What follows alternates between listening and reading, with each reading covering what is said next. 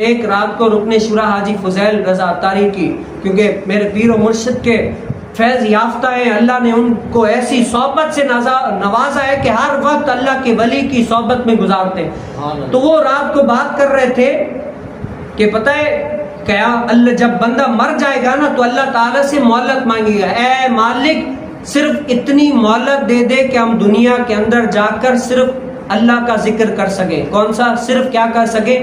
سبحان اللہ۔ کیا کہہ سکے؟ اے مالک اس دنیا سے چلے، صرف اتنا وقت دے کہ ہم دنیا کے اندر جا کر صرف اللہ کا ذکر کریں۔ وہ ذکر کیا؟ سبحان اللہ، الحمدللہ، اللہ اکبر، صرف ایک ذکر کریں۔ اب بتاؤ ایک ذکر، میں نے بولا سبحان اللہ، کتنا وقت لگا؟ تقریباً ایک سیکنڈ لگا ہوگا۔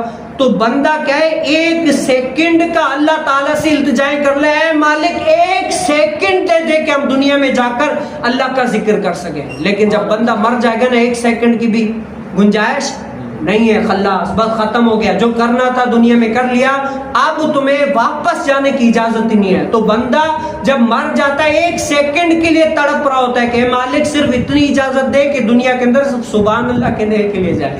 آج تو میرے پاس وقت ہی وقت ہے، 24 گھنٹے میں، اور آپ دیکھ لیں کہ ہم نے گھر کو کتنا دیا، بیوی کو کتنا دیا، اپنے کاروبار کو کتنا دیا، اور اپنے دوستوں یاروں کو کتنا دیا، گھومنے پہ کتنا دیا، پھر آخر دیکھ لیں کہ ہم نے اپنی عبادت کو کتنا دیا۔